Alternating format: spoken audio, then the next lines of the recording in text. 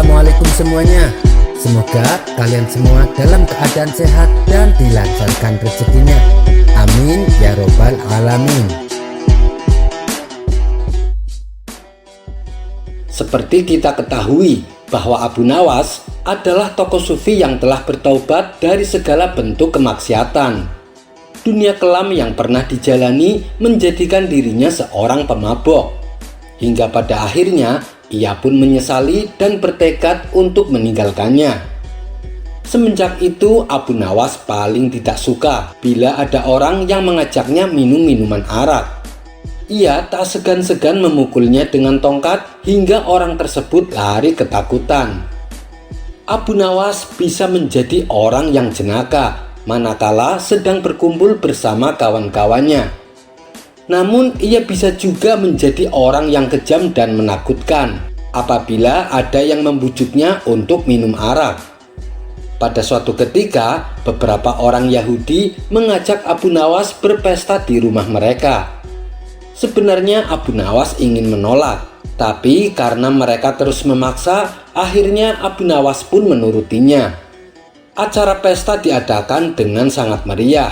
Tari-tarian dan musik menambah semaraknya suasana. Setelah acara tari-tarian selesai, dilanjut dengan acara minum minuman arak. "Ayo Abu Nawas, kita minum sama-sama," ajak mereka. Abu Nawas menolak dengan alasan agamanya melarang melakukan hal itu. "Memangnya kenapa Abu Nawas? Kau takut dosa? Bukankah semua manusia pasti punya dosa?" ledek mereka. Disitulah emosi Abu Nawas mulai memuncak. Wajahnya memerah menahan amarah yang bergejolak. Akan tetapi orang-orang Yahudi tersebut sama sekali tak menghiraukannya. Mereka tetap saja memaksa Abu Nawas untuk minum arak bersamanya. Abu Nawas pun menjadi emosi. "Kalian tahu kan kalau aku bisa menjadi sangat kejam. Aku khawatir bila aku mabok nanti aku akan kehilangan kendali. Lalu aku akan menghajar kalian semua," kata Abu Nawas mengancam. Kemudian Abu Nawas berpura-pura meminumnya. Seketika ia menjadi sangat garang. Dengan tongkat yang dibawanya, ia mengobrak-abrik pesta yang sedang berlangsung. Sontak mereka pun lari berhamburan menyelamatkan diri. Dan sejak peristiwa itu, mereka tak lagi berani mengajak Abu Nawas. Kisah selanjutnya. Nuaiman adalah sahabat Nabi yang terkenal dengan ulah isengnya. Hampir semua orang yang ia kenal pasti pernah dikerjainya. Bahkan Rasulullah sendiri tak luput dari perbuatan usil Nuaiman. Para sahabat menyebutkan, tidaklah Rasulullah dalam keadaan sedih kecuali Nuaiman datang, dan Rasulullah akan tersenyum. Sebab hanya Nuaiman yang bisa membuat sedihnya Rasulullah berubah menjadi tawa.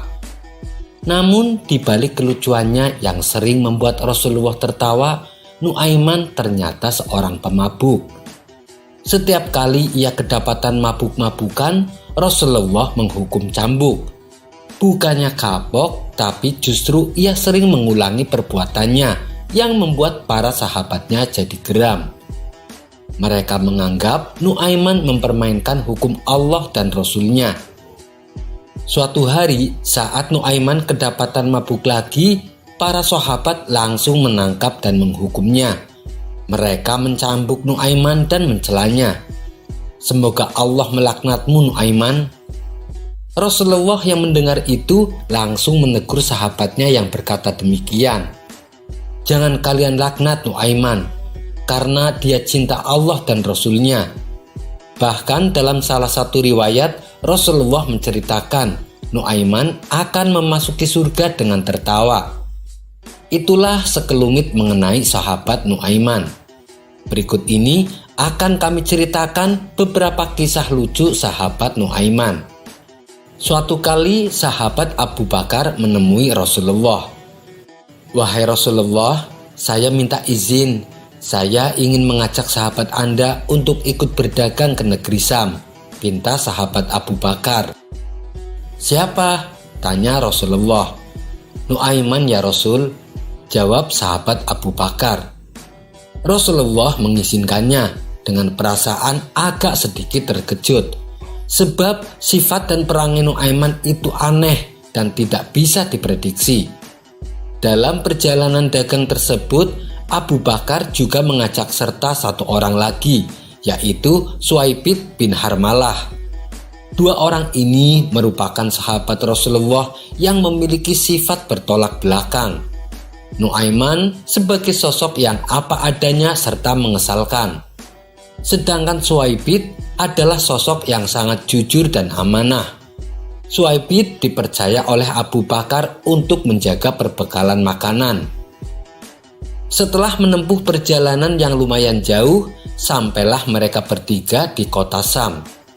Setibanya di sana, Abu Bakar langsung mulai sibuk pergi mengantarkan dagangannya.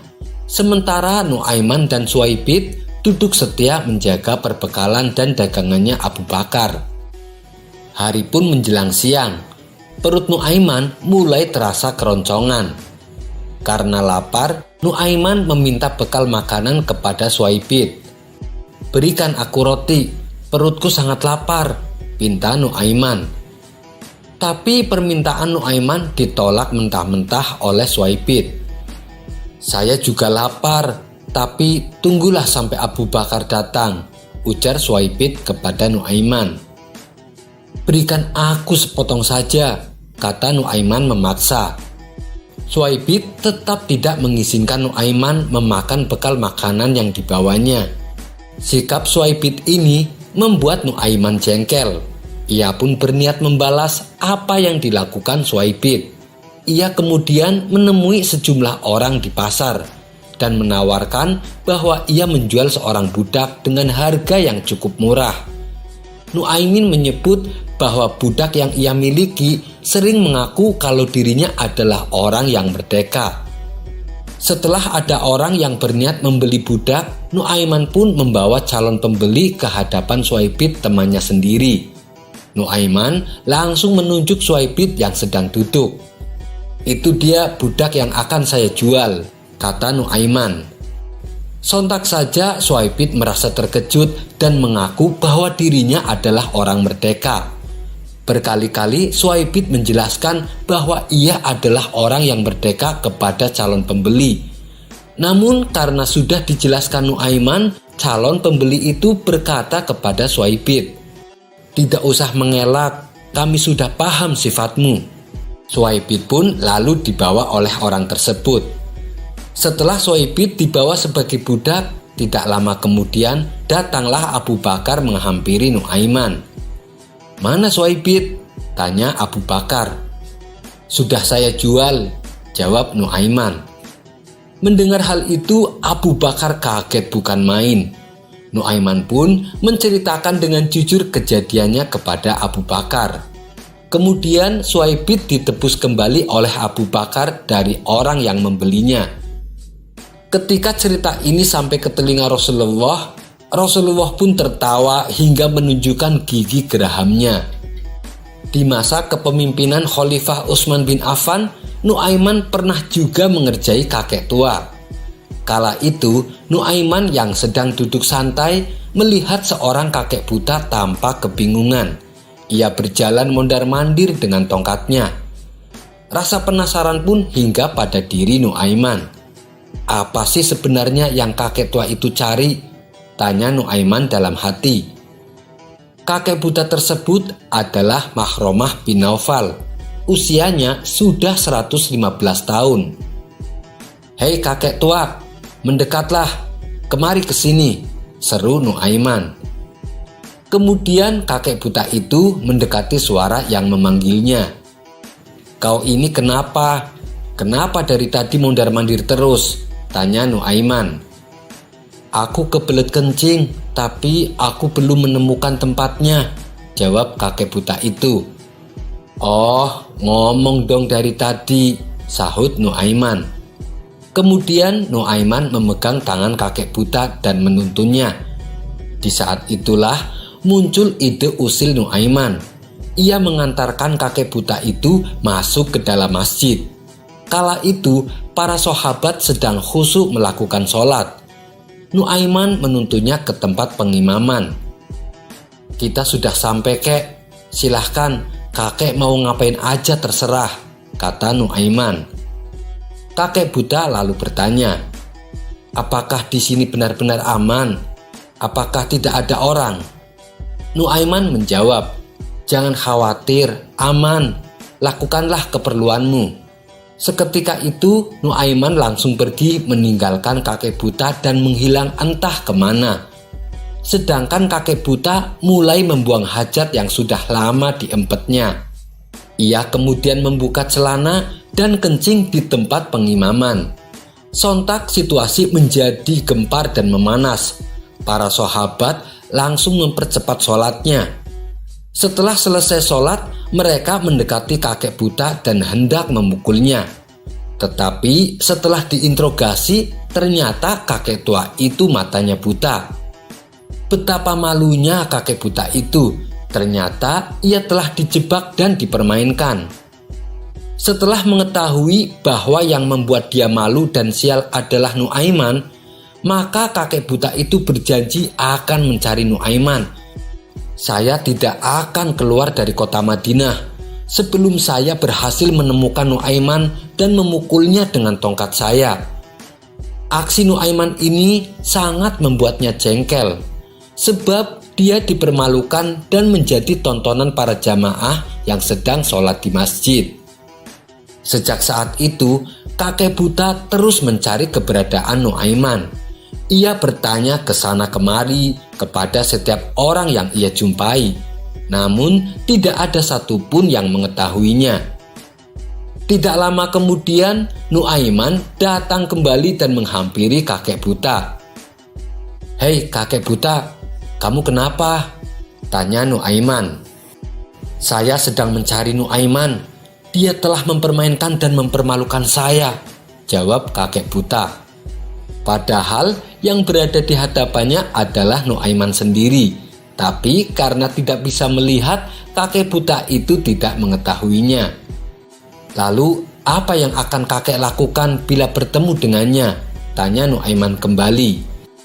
"Saya akan memukulnya dengan tongkatku ini," balas kakek buta. Mendengar itu muncul kembali sifat usilnya Nuaiman. "Jangan khawatir, Kek. Saya akan antarkan kakek kepadanya," ucap Nuaiman. Nuaiman lalu memegang tangan kakek buta dan menuntunnya kembali ke masjid. Begitu memasuki masjid, ada beberapa sahabat yang sedang sholat, termasuk sang khalifah Utsman bin Affan. "Nah, itu dia orangnya. Hei, kamu jangan pura-pura sholat," seru Nuaiman. Mana orangnya?"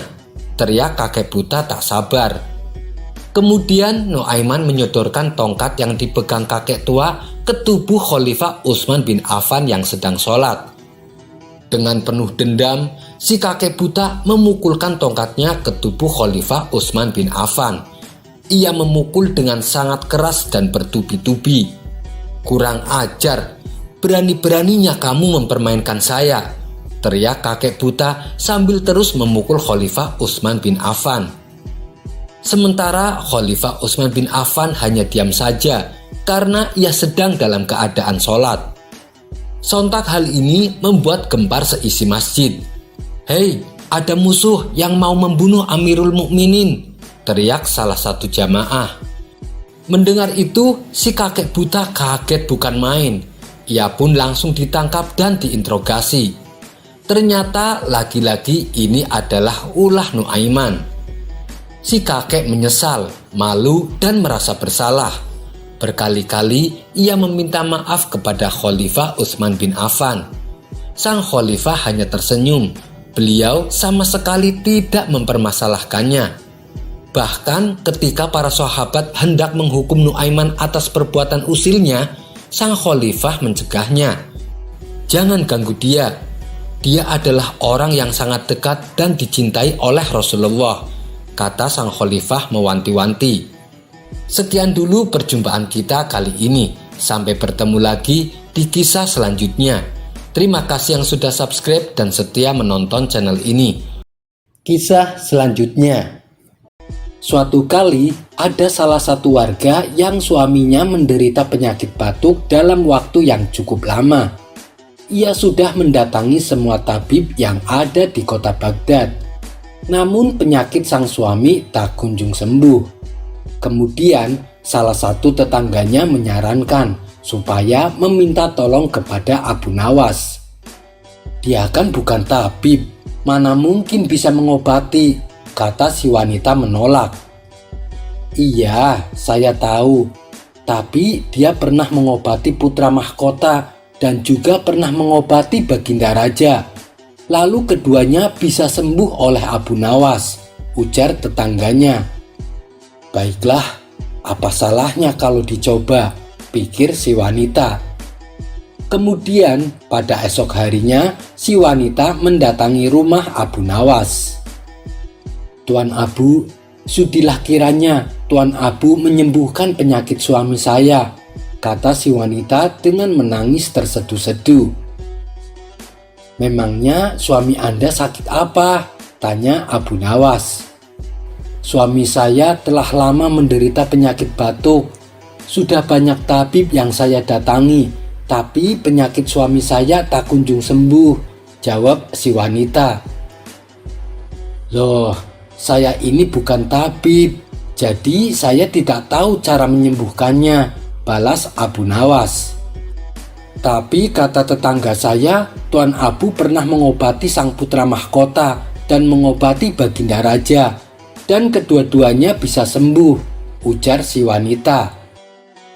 Kalau itu masalahnya beda lagi. Waktu sang pangeran jatuh sakit, penyakitnya karena sedang jatuh cinta. Sedangkan penyakit yang diderita Baginda Raja karena Baginda kurang berolahraga. Akan tetapi kalau penyakit yang diderita suami Anda harus mengkonsumsi ramuan obat, dan itu yang tahu adalah tabib, kata Abu Nawas menjelaskan. Namun si wanita bersikukuh meminta pertolongan kepada Abu Nawas. Sejenak Abu Nawas berpikir. Akhirnya ia memberikan segelas air putih yang telah ia bacakan doa. Minumkan air ini kepada suami Anda, tutur Abu Nawas. Apakah hanya dengan air ini batuk suami saya akan sembuh? Tanya si wanita agak ragu-ragu. Insya Allah sembuh, jawab Abu Nawas. Maka sambil membungkuk-bungkuk tanda berterima kasih, wanita itu membawa air tersebut pulang ke rumahnya dan meminumkannya kepada suaminya. Beberapa minggu kemudian, wanita itu datang lagi kepada Abu Nawas seraya marah-marah. Setelah minum air pemberian Tuan, suami saya bukannya sehat kembali, tapi justru meninggal dunia. Tuan adalah pembohong licik, ujar wanita itu dengan suara lantang. Seketika Abu Nawas terkejut mendengarnya, terlebih saat dirinya dianggap telah membunuh suaminya. Padahal air putih yang ia berikan adalah air putih biasa yang telah ia bacakan doa untuk kesembuhan suaminya. Setelah keadaan si wanita mulai tenang, Abu Nawas kemudian berkata, "Maaf Bu, soal mati itu bukan wewenang saya, sebab ajal berada di tangan Tuhan. Saya hanya menyatakan dengan meminum air saya, penyakit batuk suami ibu insya Allah sembuh." Si wanita membalas, "Tapi kenyataannya suami saya malah meninggal," sergah si wanita.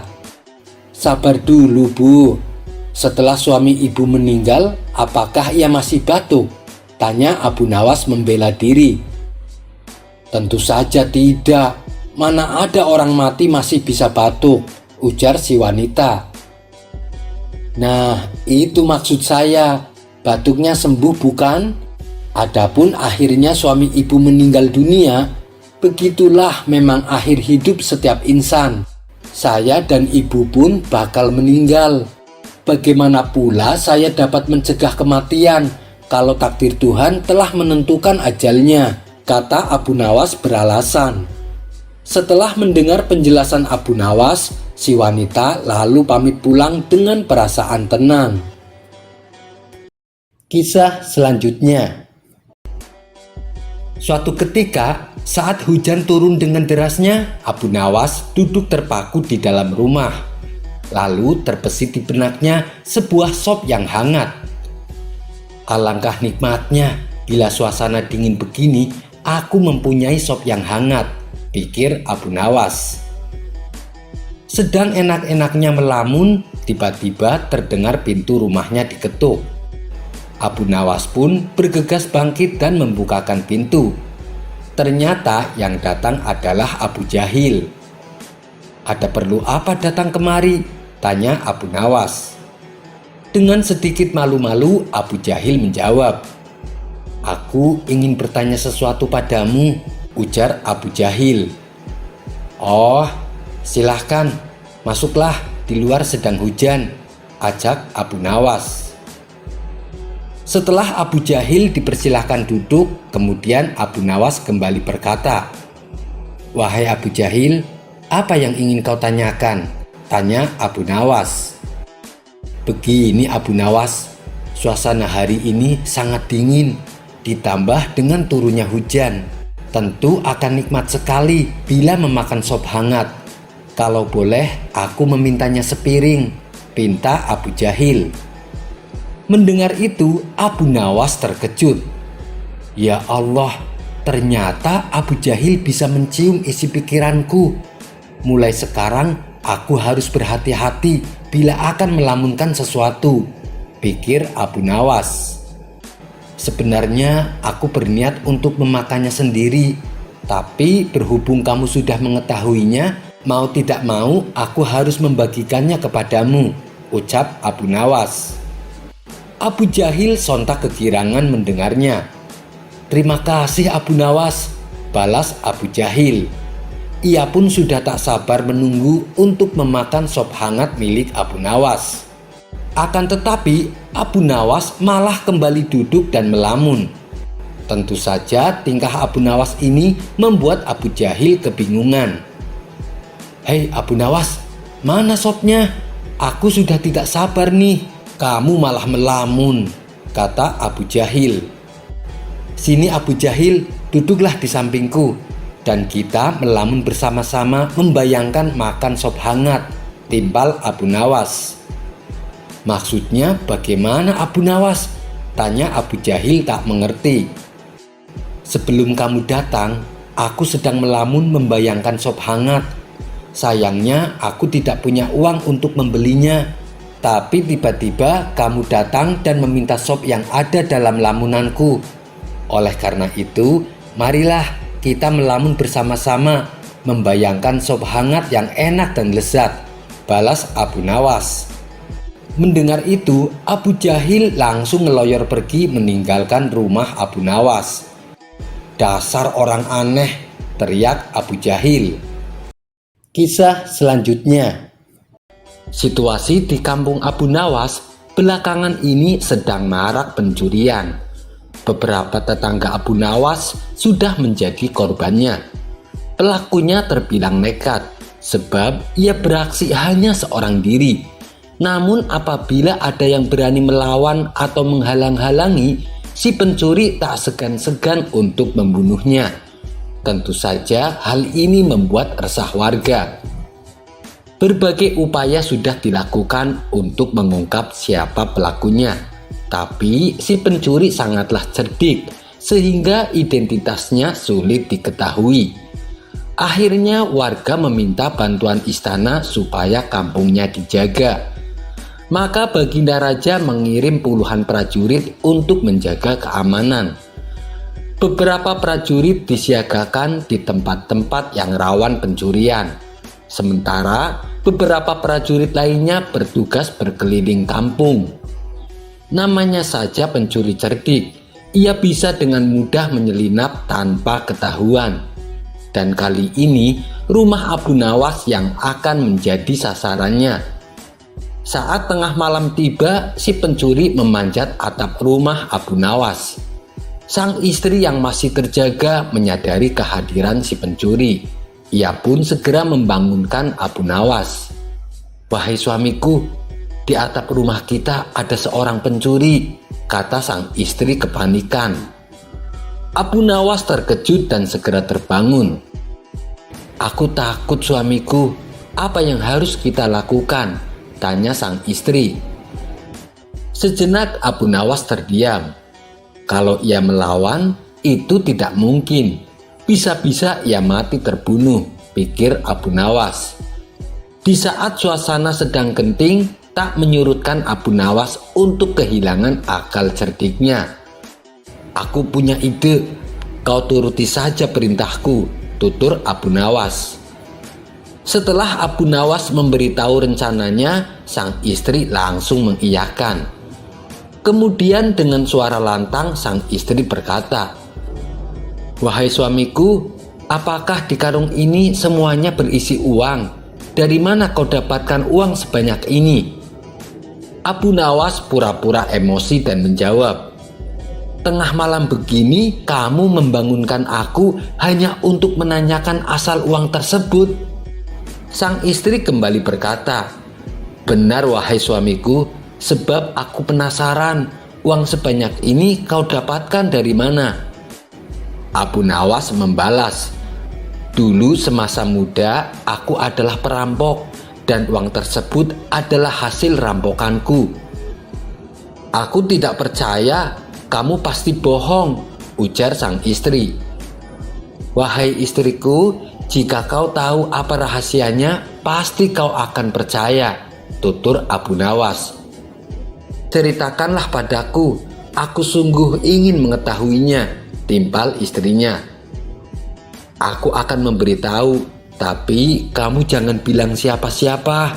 Sebab bila rahasia ini sampai didengar oleh si pencuri, dia bisa menggasak semua uang kita," ujar Abu Nawas. "Saya janji, saya tidak akan mengatakan kepada siapapun," balas istrinya. "Begini wahai istriku, waktu itu aku memanjat atap rumah yang akan aku satroni. Aku melihat ke atas langit. Apabila bulan belum muncul, aku menunggunya," kata Abu Nawas. "Untuk apa menunggu bulan muncul?" tanya istrinya pura-pura penasaran. "Justru di sini rahasianya. Apabila bulan sudah muncul, aku akan terjun dari atap rumah. Tapi dengan mengucapkan mantra 3 kali, abrakadabra," kata Abu Nawas memberitahu. "Apakah tidak berbahaya?" tanya sang istri. "Tentu saja tidak. Dengan mantra tersebut, cahaya bulan akan membuatku melayang dan jatuh perlahan. Itulah kenapa aku menunggu bulan muncul. Dan dengan mantra tersebut, aku bisa masuk ke dalam rumah orang tanpa bisa dilihat oleh siapapun.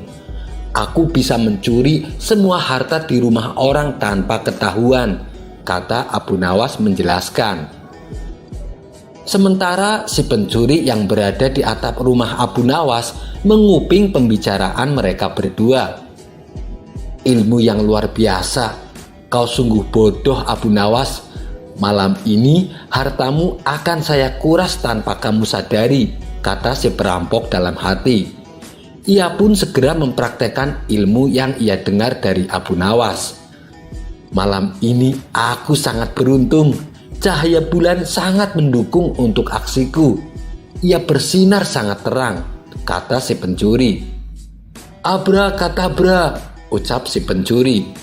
Kemudian ia membiarkan dirinya jatuh dari atap rumah. Aksinya ini membuat si pencuri jatuh ke tanah dengan kondisi terluka parah. Tulang rusuknya patah, tulang kakinya juga patah. Si pencuri menggeliat dan berteriak kesakitan. Mendengar ada kegaduhan di depan rumah Abu Nawas, para tetangga beramai-ramai mendatanginya. "Ada apa ini Abu Nawas? Dan siapa orang yang terluka ini?" tanya salah satu warga. "Dia adalah si pencuri yang selama ini meresahkan," jawab Abu Nawas. Tidak lama kemudian, para prajurit istana yang menjaga keamanan datang dan meringkus si pencuri. Suasana kampung Abu Nawas pun kini menjadi aman kembali. Sekian dulu perjumpaan kita kali ini. Sampai bertemu lagi di kisah selanjutnya. Terima kasih yang sudah subscribe dan setia menonton channel ini. Wassalamualaikum warahmatullahi wabarakatuh.